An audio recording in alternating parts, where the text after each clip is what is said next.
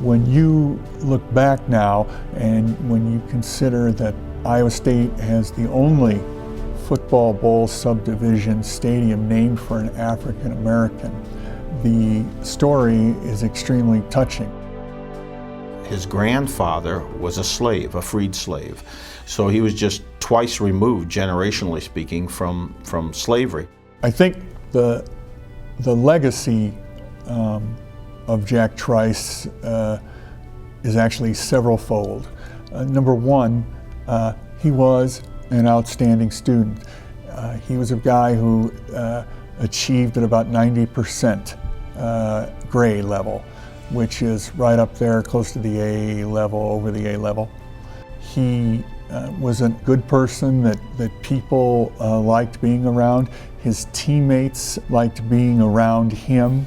And so he really was a great representative of Iowa State University. So they traveled, they had no problem traveling up by train, and Jack actually stayed in the same hotel with the rest of the team, but they wouldn't let him eat in the dining room. And his players, his teammates took that very, very hard. They were very upset, and by the accounts that I've read, Jack said, "That's okay, I will eat in my room." And he ate in his room that night, and he wrote a very solemn letter to himself. To whom it may concern, my thoughts just before the first real college game of my life. The honor of my race, family, and self is at stake. Everyone is expecting me to do big things. I will. My whole body and soul are to be thrown recklessly about the field tomorrow. Every time the ball is snapped, I will be trying to do more than my part. On all defensive plays, I must break through the opponent's line and stop the play in their territory. Beware of mass interference. Fight low with your eyes open and toward the play. Roll back the interference. Watch out for cross bucks and reverse end runs. Be on your toes every minute if you expect to make good. Jack. In the first period of play, in the first couple of minutes, apparently Jack broke his collarbone. It was such a serious injury that he came to the sideline. The doctor, the team physician, checked him out. At the time, didn't know it was a broken collarbone, but Jack kept saying, "I'm okay to go back in," so the coach sent him back in, and he still played very, very good football through the rest of the first half. In the second half, early in the third period, it's what's called a roll-back block. The Minnesota team had the ball. Jack was running around the line trying to get at the ball carrier. He threw a rolling block, which apparently knocked down 2 Minnesota Gophers.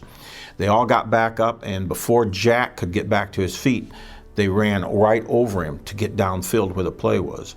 And apparently they stepped very heavily on his abdominal area and his chest, because he barely could get up. He was staggering, his teammates said. They saw he was very seriously hurt. He went to the sidelines. He was checked again by the physician. The physician suggested to the coach that they leave the game, those two, the physician and Jack Trice, and go to a hospital and have him checked out. There was a hospital nearby. And they did. Jack was in great pain.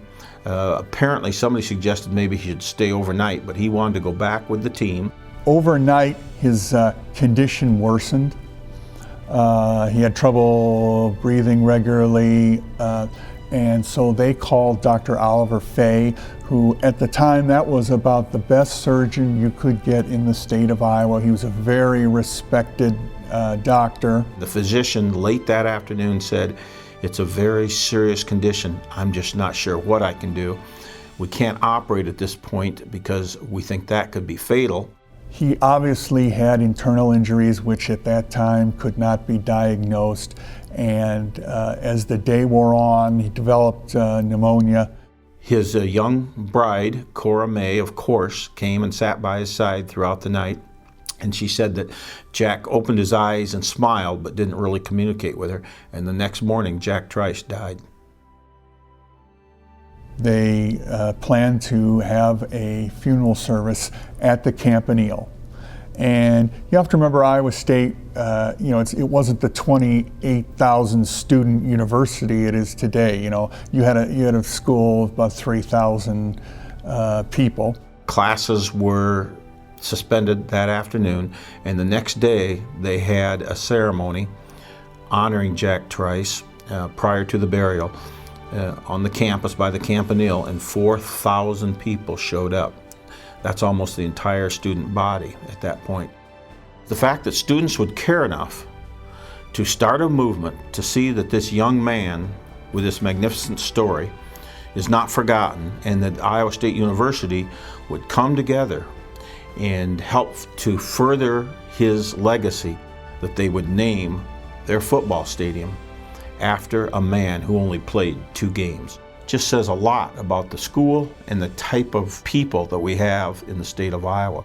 There is a statue outside the stadium, has Jack standing with one knee up, and in his hands is the letter that he actually wrote, and they dedicated that in 1997, before the first game of the 1997 season.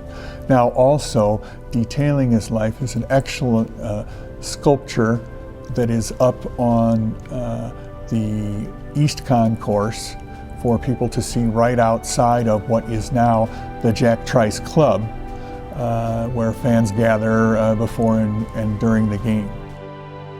Iowa State has the only football bowl subdivision stadium named for an African American. I think the story and the legacy of Jack Trice is magnificent, frankly. It cuts beyond racial boundaries. It tells you that we're all together in this thing we call life. We come, we journey through it, and we leave.